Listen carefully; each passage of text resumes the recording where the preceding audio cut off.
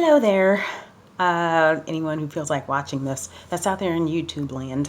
I'm going to make my third video. I'm kind of on a roll here. As I've said before, I decided to make this YouTube video just because there's so much false teaching on social media about the Bible and about Christianity. People are just getting up there spouting their opinions on things. They don't back it up with anything, don't back up with scripture, and it's just a whole mess. It's a whole mess. So anything that I say, I want to give you a scripture so you can go and read it, come to your own conclusions. Hopefully, maybe I'll encourage some people to read the Bible, and learn some more things for themselves. Because it's ugly out there. Like, it is just wicked. Some of this stuff that people are talking about on here and calling themselves pastors and all this stuff, and maybe they are a pastor technically. I mean, I guess if you can find some people to follow you in some sort of a congregation, technically you're a pastor, but I don't know if people are quite I don't know, like checking up with some of these people and measuring it up against scripture. So that's why I decided to start this. And so I'm just going to talk about some of the verses that kind of stick in my mind, some of my favorite Bible verses.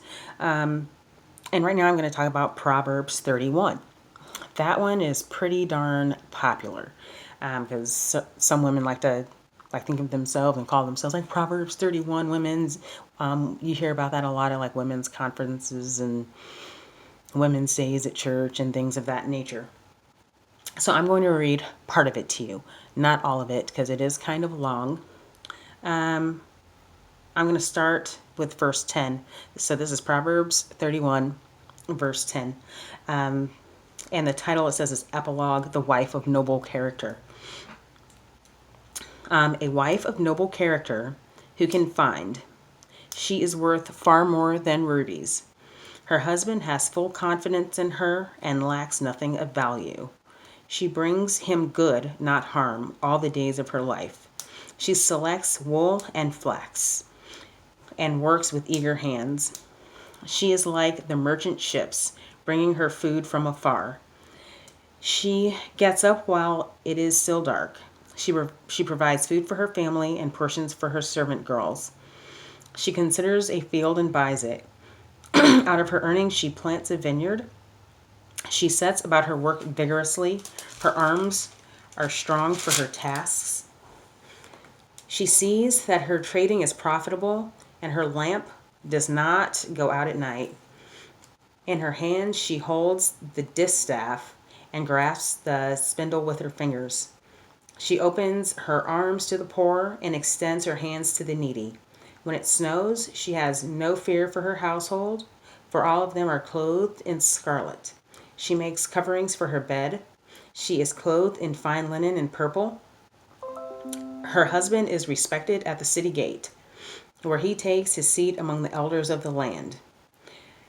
She makes linen garments and sells them, and supplies the merchants with sashes. She is clothed with strength and dignity. She can laugh at the days to come. She speaks with wisdom, and faithful instruction is on her tongue. She watches over the affairs of her household and does not eat the bread of idleness. Her children arise and call her blessed. And call her blessed. Her husband also, and he praises her. Many women do noble things, but you surpass them all. Charm is deceptive and beauty is fleeting. I'm so sorry. That's like the most well-known part. Charm is deceptive and beauty is fleeting, but a woman who fears the Lord is to be praised. Give her the reward she has earned, and let her works bring her praise at the city gate. I feel like Proverbs 31 is kind of a misunderstood passage, honestly, because see, that said a lot. And usually when people talk about being a Proverbs 31 woman, I feel like quite often they talk about dressing modestly and being wifey material, as people like to call it. But they don't really go far enough into what so-called wifey material is. If you listen to that passage, this woman was smart. This woman was a businesswoman. This woman was a planner. She planned ahead. She budgeted well. She was trustworthy. So there's so much more there than just, being like a Stepford wife, which is almost how I feel people think about being a Proverbs 31 woman. Like, what is a Proverbs 31 woman? They talk a lot about purity, and that's all well and good. And they talk a lot about, in Christian circles, they talk about purity and like dressing modestly. And I feel like that is the focus there. But really what I see the focus is pretty much being a good like business partner to your husband, and just being wise with money, and just being wise overall more than anything else. So anyway, those are just my thoughts on that. I just feel like that's one of those verses that's well known, and it's almost a cliche at this point, like, gets made into jewelry. I think I have something like that, and people put it on pillows. They don't think about it far enough. I'm probably not thinking about it as deeply as I should, but yeah, just something to think about. Her husband has full confidence in her, full confidence. So he knows he's not dealing with any fool.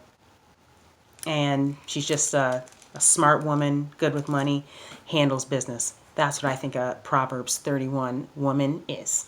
Thank you.